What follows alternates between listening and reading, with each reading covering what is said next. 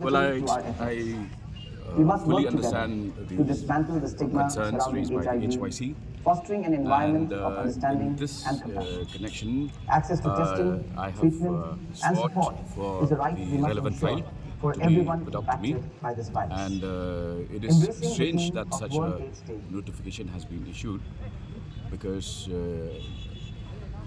in the process of legislation, once a bill has been passed by the council and has got the assent of the governor, it means that it has gone through the process of being scrutinized by the state government.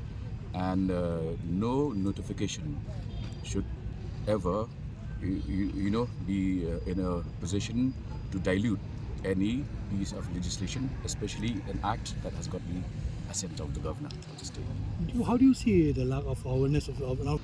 Well, as I said, I have called for the relevant file. I'll go through the details accordingly.